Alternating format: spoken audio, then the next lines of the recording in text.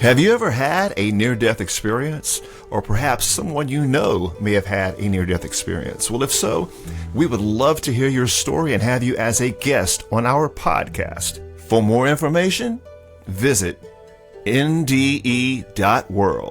Again, that's NDE.world. We would love to hear your story.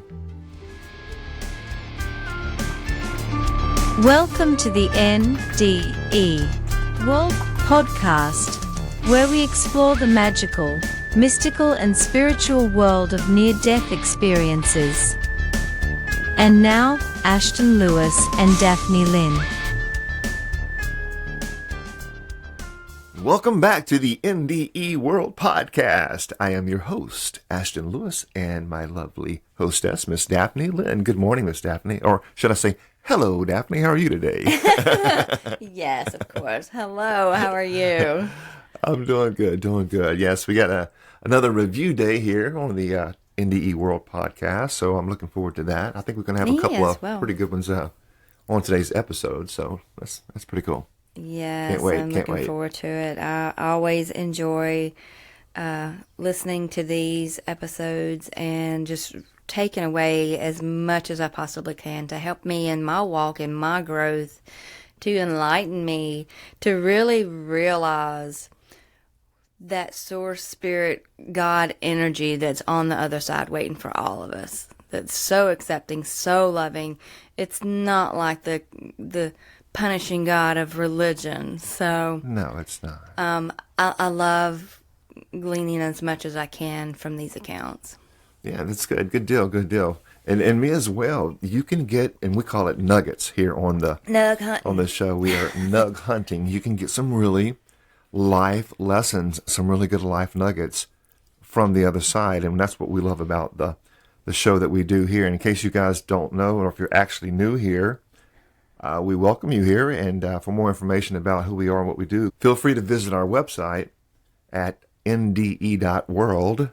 That's NDE.world, and check us out, see what we do, and feel free to contact us if you've got a story to share. But it tells you all the different things that we cover on the website, so feel free to check that out as well. Yes, please. So let's go ahead and jump into our first clip of the day, and get out our pens and paper and start taking some notes and go nugget hunting. How about that, Miss Daphne? Sounds wonderful. Awesome, let's do it, and we are rolling.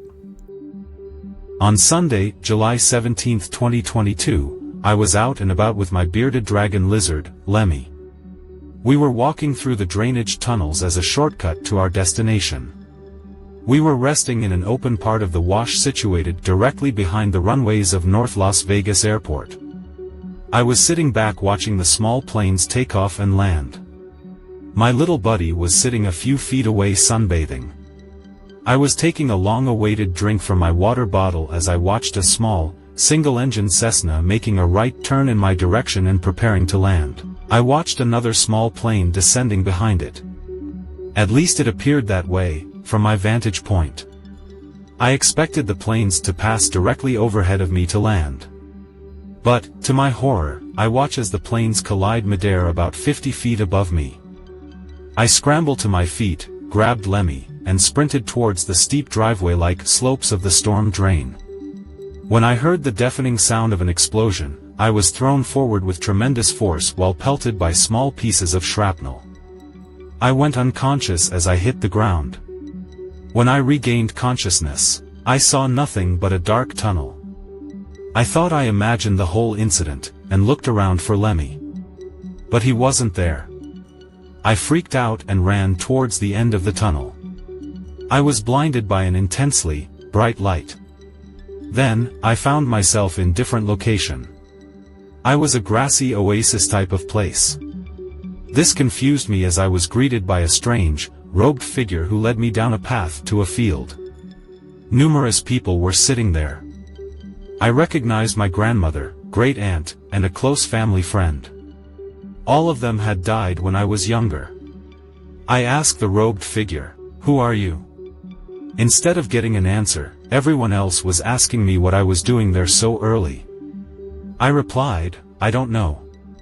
I relayed the story that there was a crash, I passed out, and woke up somewhere else without Lemmy. I asked if they had seen him and demanded that I get to him. The robed man placed one hand on my forehead and everything became blurry and dark. I opened my eyes. This time, I found myself on the ground and in a lot of pain. As I stood up, I saw the burning wreckage of the small Cessna about 20 feet away from me. The pungent smell of burning flesh and metal was very strong. I frantically looked around for Lemmy and found him a few feet away from me. I picked him up and dialed 911. I explaining the situation while cautiously inching closer to the burning wreckage. I wanted to see if anyone had managed to survive. It was so horrible that although it will forever be ingrained in my memory, some things are just better left unshared. I suffering a broken knee and a fractured wrist. Lemmy suffering a broken forelimb and a spinal displacement. We spent a day in the hospital. The nurses were so nice to me and little Lemmy. They even made him his own little splint for his arm. In the end we were okay. I wish I could say the same for everyone else, but the air collision resulted in 4 fatalities. I was met by journalists for an interview but I declined due to the severe aftershock. And we are back. Oh, man. It started out a beautiful day at the park. Yeah, man. Poor little Lenny. Man, that's what I was concerned about. Man, he told me that thing done blew up. And next thing you know, he's on the ground and Lemmy done disappeared. I'm like, oh, shoot. Was it Lemmy or Lenny? I think it was Lenny. Huh? Lenny. Lenny? Okay, Lenny. All right, so we've got him, telling the story about the planes and stuff, but I'm kind of more focused on the OBE part. It says the dark tunnel. Mm-hmm. And Lenny gone. Would you like to pick up from there? Yeah, I thought at first it was going to be like a distressing one, just with the darkness and all. But he didn't. He ran into an intense bright light with a robed figure. And that led him to a path and a field, which was pretty interesting. So he ran to the end of the tunnel. Yeah, towards the bright light. Tunnel. Yeah, the bright blinding light. Yeah, and then the grandmother, he recognized people there. Mm-hmm. Some refer to that as the greeting party. But he recognized his grandmother, his great aunt, and a close friend of the family. Think about that. What are you doing here? As if they knew he's supposed to have been there at a different time instead of why he's there now. Yeah. I don't know. Just a little side note there to think about. Mm-hmm. Now, when he asked the robed figure, who are you? He never answered. They never did answer. Yep. And then he asked, has anybody seen Lenny? Poor little Lenny. I think that was so sweet. He was so concerned about his little buddy. And you could tell the way he was talking about it. Oh, my little buddy. And we were just kicking back, having a glass of tequila, watching the airplanes over the sunset. And it reminds me of a recent episode we done on pets, because here's an example of a beloved pet that is not a fur baby. Yeah, there you go. Absolutely. I mean, even going to the extent of, once he found his little friend back when he got back on the at the park to the scene of the accident, that he found his little friend and he had a little messed up little limb. So they spent some time in the hospital together. His back got hurt. Yeah, and they made him a special little cast. Yeah, a little splint. That was so cool. But I love that. I love that when humans treat animals with respect and love, because they are our fellow souls here on Earth. Absolutely. We're all connected. All connected. We all are one. The air collision itself, claimed 4 lives. So there was 4 people that transitioned, and and they wanted to interview him since he was a witness, but he refused. So yeah, that's especially with Lenny down like that, because he might have needed Lenny to do his little sidekick or something while he's talking. But as long as Lenny's down and he's got these casts and bandages, he needed time to heal. Yeah, so he may go back to doing interviews after Lenny heals. Who knows? You're so bad. Let's go to the next clip, okay? All right, and we are rolling. I was jumping off the top of a small dam into the river. I followed the example of some older boys who were doing it for fun. It was a dangerous and risky activity, but I thought I could do it successfully. My first few jumps off the dam were exhilarating. I just needed to be sure that I jumped out far enough to clear the cascade of water falling down from the dam. Otherwise, one could get pulled down under the water and pinned to the river bottom. Needless to say, I made too short of a jump and fell into the cascading water. I was tumbled and pushed to the bottom of the river and pinned down flat by the water pressure. I tried to break free, but was not strong enough. I held my breath and thought to myself, this is it, I am going to die. The moment I drew water into my lungs, I thought, dying is so easy, only one breath span between here and there. It was soft, like gossamer on a butterfly's wing. My life flashed before my eyes in rapid sequence, like flashcards or playing cards being ruffled quickly. All of my life moments, including the inconsequential moments as well as important instances, they all came flooding through. From the red canvas of my tennis shoes, to the wind and smell of the oak trees I loved to climb, everything I experienced was shown frame by frame in a part second. I was suddenly pulled by many filaments located in the center of my chest. I went forward like a kite of a string, down through a tunnel or wormhole. I went extremely fast, like a bottle rocket. I was flying toward a bright light at the end of the tunnel. Then I was standing in bare feet on river sand. I was standing on the edge of a great river which flowed from left to right. It looked to be a couple of miles wide. Behind me were stabilized dunes with willow and alder trees, intermittently spaced along the river's edge. There was grass in the dunes. I first looked for the sun, but found nothing that provided a light source for the daylight conditions. I then looked across the river, to see such an amazing world of mountains, trees, waterfalls, exotic flowers. Everywhere was green, green, green. It looked like our own natural world, but on steroids. There was so much life with colors, textures, light, and smells that were all in a state of absolute perfection and abundance. I could scarcely take it in. Then, I suddenly felt myself being pulled behind by the same filaments, between my shoulder blades, back through the wormhole. I found myself being resuscitated at the river's edge. A couple of teenage boys had jumped into the water, found me, and pulled me out. Okay, there we have it. This lady had an experience in the water, and it took her down and pinned her down, and I guess she definitely had a near-death experience, for sure. Most definitely, yeah. The thing is, like we hear in so many of these cases, she knew she was going to die. Yeah, this is her life flashed, okay? All the moments, good and bad. But here's my first point, my first nugget here that I like, and we comment on this a lot here on the show.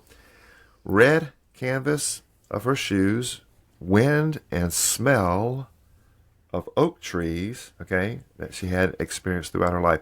What are some of the elements in there, and why did I kind of pick that line out? It's kind of like a life review.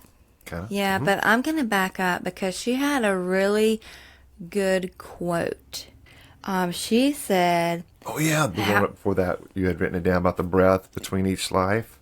No? Yes, that there's one breath between the here and there. You know, and that is that breath between life and what we call death, which is the true doorway to life, the true life. So I really appreciated that comment, you know, one breath between here and there. Absolutely. What a wonderful, wonderful comment.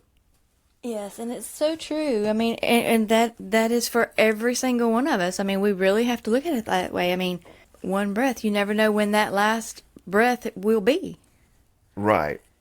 Absolutely. But actually, I say that, and you do know when you're passing, because most all of these NDEers say they knew it was their time. You do, and why wouldn't you? Right. Why would it be a surprise? I mean, if you think about it. Oh, I think you'd have to know so you can prepare. I mean, it seems that because we get pretty much all the stories back like that. They know. They have that sense. They know they're passing. Yeah. Back to the red canvas of the shoes.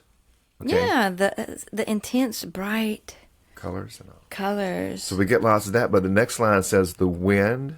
Okay, you don't see wind, you feel it. So that's a kinesthetic feeling right there. So you have feelings on the skin, okay, or the spirit, however that is. And it said the smell of oak trees. Smell, now, olfactory. all of your senses still. Yeah.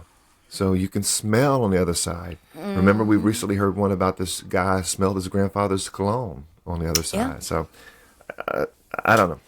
Let's go to the next one here. We got the filaments in their chest started pulling her, and she started flying through the tunnel towards the light. Mm-hmm. And when she got to the other side, there was a river running left to right. She did lots of grass, dunes, and it was really bright there, but there was no sun. She was looking for a source. Yeah, she was looking for that sun source, but she found nothing that provided her daytime settings. Yeah, it kind of reminds me of it, I want to say in Revelation, where it talks about there's no need for the sun. Because no sun, just the glory of the source and the life and the light on the other side, you don't need the sun. Sun is for us. Sun is for this plane. Here in the terrarium. Yeah, exactly.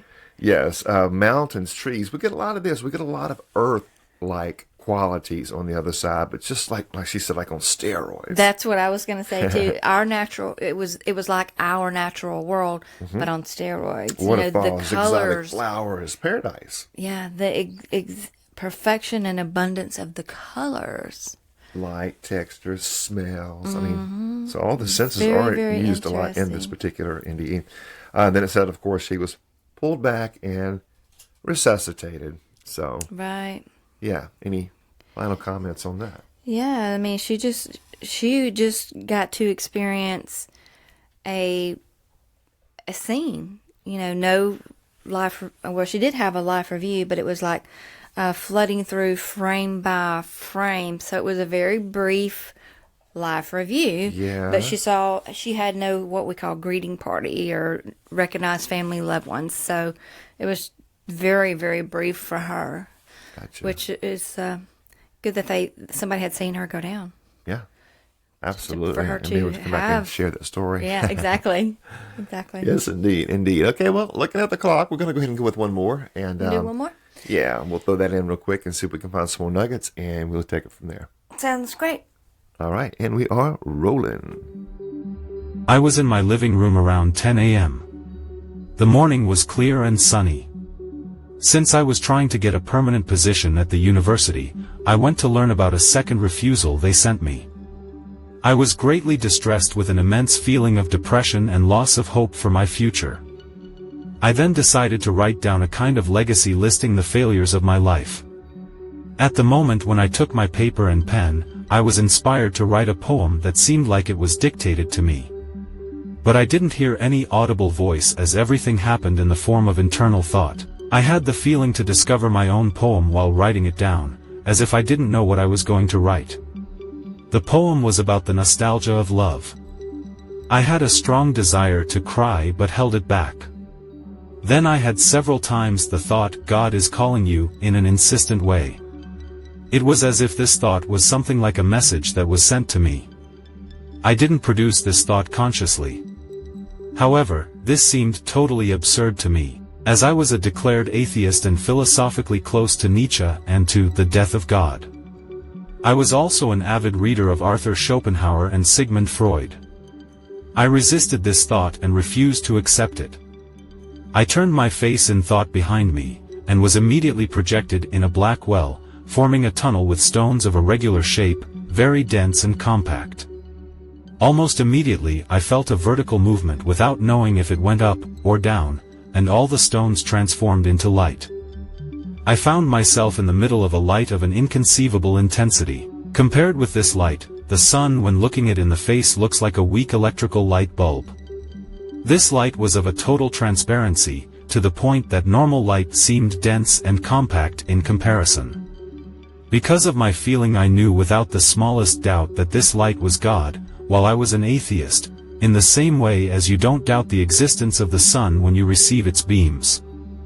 I couldn't reason intellectually anymore, I only sensed things. This light was loving me with unconditional love, and it wasn't judging me. It made me totally transparent for myself. I saw the truth about myself without being able to lie to myself. I saw my life scrolling with an inconceivable speed, like thumbing through a book in a few seconds. I didn't even have time to stop and meditate on each of the events, but I had the impression that everything was listed. It was like a row of photos parading on a line. Trying to justify for the love that I received from the light, I tried to highlight my good deeds, diverse charities, and I saw that each time, the deep motive of my action solely had been one of pride. This motive kept coming up continually, even with the good things I had done. I was then immediately convinced that there was even not one single atom of love in myself, to the contrary of this light in which I was, even though it was at the same time in me and around myself. Considering myself in my own eyes as unworthy, I then took like a step back, even though the notion of space where I found myself had no sense, to voluntarily leave the light, to regain consciousness in the real world. Then I started to cry about all of my past life until then without love, and immediately wrote down a second inspired poem describing my experience and which was talking about God's love present in every one of us. Psychologically and directly after this moment, I had many contradictory feelings. I had the terrible impression that my life had been scanned and that I had failed a test of validity, and on the other hand I sensed the peace of the love I got in the light. I had the impression that I had been receiving the knowledge of everything that exists without being able to express it with words and concepts. I immediately consulted my bookcase and my books of philosophy and had the impression that all the thinkers were trying to talk about this light without being able to really reach this. I had the impression that it was at the foundation of everything without being expressible through thoughts and words. And we are back. Okay, what do we have here? Would this actually be an NDE, or what would you say this actual experience is? I think this is more of an OBE kind of. Yeah, that's what it sounds like, more of an OBE, because, depression, loss of hope, and, making an actual list of your failures. I wouldn't recommend that to anybody, Right. I'd say just let your failures go and focus on your accomplishments. Focus on the positive, the constructive, the love. And that is just us getting caught up in the story, and the story is us, what we've been through in our past. We get caught up in the ego, the self. Yeah. So we have to remember that we are more than that, and not focus on the bad, because the bad is what brings you down. He was dealing with depression, so he was writing a poem as well about love. But he said he felt it was dictated to him, a message sent to him. So that is spirit being channeled through him, because he said he was an atheist. Yeah. So he was writing a poem about love and God calling him. Yeah. And then that's where the tunnel comes in. And that's when the tunnel comes in. Okay. Yeah. This particular tunnel had stones. Right, yeah. It was, surrounding the stones, but the stones turned into light, and then there was this intense light, so bright that it made the sun look like a light bulb. A weak electric light bulb. Like a weak light bulb. It was inconceivable light. Yeah. And we hear that so much, it's just hard to put it into words. I love the part that even though he was a so-called atheist, he just knew without a shadow of a doubt that he was in the presence of the all. It was in the presence of the source, or what he called God. Yeah. And I love the part that he said he could not reason intellectually. See, that's the challenge with the world here in the flesh, okay, in today's society. We try to reason everything away, explain it away. Yeah. Everything has to be intellectually explained. No, it doesn't. What about the spiritual? There's a spiritual world that cannot be explained intellectually. So I love that part here that, this atheist was having an experience with God, or the source, what we call God, and he could not, in other words, that intellectual reasoning has no substance, no strength, no nothing over there on the other side. Right. He couldn't use that. Like people over here will use that as a defense. Exactly. They will use it as a battle. I mean, I hear people get into intellectual, battles every day. Exactly. And that light that he was knowing was God, he said was unconditional love, and there was no judging. Yeah. That unconditional love. Unconditional love, no judging. I mean, we hear that. And this is an atheist, so all you atheist bashers out there, if God loves them, then you should too. You should not judge another person because they have a different belief system. Okay? Exactly. All people, we should love all. Let's see. He learned more about himself, more truth about himself, and he couldn't lie. See, humans can lie. That's the biggest challenge. And not only that, but you can lie to yourself. And we all do every day. Exactly. Everybody lies to themselves, and we all lie to each other one way or another, okay, throughout our lives. You know, some more than others, okay? Some actually make a career out of it, you know? Some get really good at it, you know? But Right. I always like to stick to the line. My mother always said that I'll tell you like it is, not like it was. Yeah, so I'd rather tell somebody the truth and hurt their feelings and let them get upset with me, because it's easier to get over that, you know, something like that, than would it be to lie to them. So just be honest, be upright, tell them the truth. But Right. he couldn't lie about who he was and who he thought he was, and that God didn't exist, you know. Exactly. And, you know, I think the point that he said there was not an atom of love in himself I know. in comparison to that light. So there's that big difference in what love is, Yeah. what he felt as love. Well, he said he started seeing his life like a book, which I wouldn't say be a life review, but it's like photos on the line. Mm-hmm. Yeah. To go with that thought, that's the motive of pride. And Yeah, he had experienced everything through pride without love. That's right. Yeah. He noticed that he did everything without love. Yeah. That's why he said that. Not there was one atom, huh? Yeah, imagine that. I mean, how we would view what love is compared to that unconditional love. So I'm guessing he's experiencing this while bathing in that unconditional love. Mm-hmm. That's what's showing Exactly. him, and him feeling that, hey, you know, you really realize just how unworthy we really feel when you start to think about all the negative you've done in your life. And so this guy really started crying, really started messing with him, you know? Right. And he did say that God's love was present in all of us as well. So he received knowledge of everything. And that's that plugging back into source. Yes, exactly. Yeah, we get that a lot too. Yeah, absolutely. Yes. And I've said it once, I've said it a couple of hundred times, but the plugging back into source, you're going to get that direct knowledge, that instant download. And we see so many of these experiences have that happen. Absolutely. Get you thinking. Yes, it will. Well, I'll tell you what, we're going to go ahead and, looks like we're going to go ahead and probably get things wrapped up here, because we've got our time restraints and constraints. We'd like to try to keep everything within. Time restrictions. Yeah, time restrictions. What is some points, Daphne, out of today's reviews that really kind of come out in your mind and really sticks out, would you say? There were actually a few of them. The brightness of all of the light. I mean, you get that in all of the accounts. Brighter than the sun. Right. Exactly. But not hard on the eyes, didn't they? So they can see it. It's never hard on the eyes. But it's spiritual eyes. And it's that's brighter why, than from what I the understand. sun. Yeah. Spiritual eyes. Now we have the sun here, but we also have physical eyes. So I'm sure if we were seeing the sun through spiritual eyes, it probably wouldn't be as bright as it is Exactly. with physical eyes. So this light is always brighter than the sun. Mm-hmm. Always. Love is always associated with that. Unconditional. Love.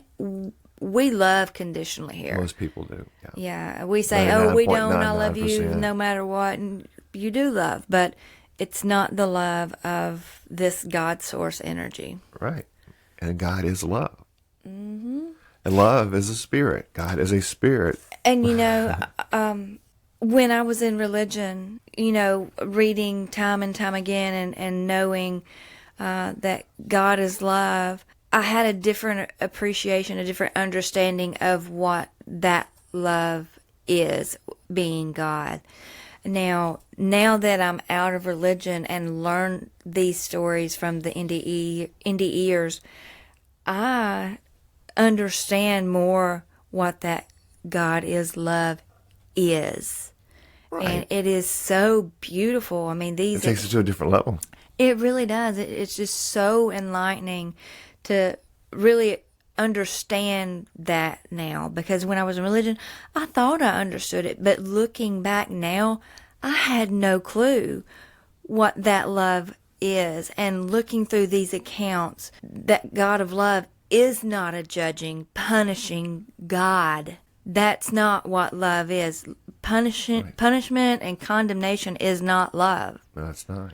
And that's what God, if God is love and the light, then there can't be punishment. There can't be judgment in that. So now I appreciate God is love in a whole new light. Right. And then when you throw in with that, well, what about people who's done bad and all the evil and the wicked? That's why God judges and God condemns you judge and God yourself, punishes. Yeah.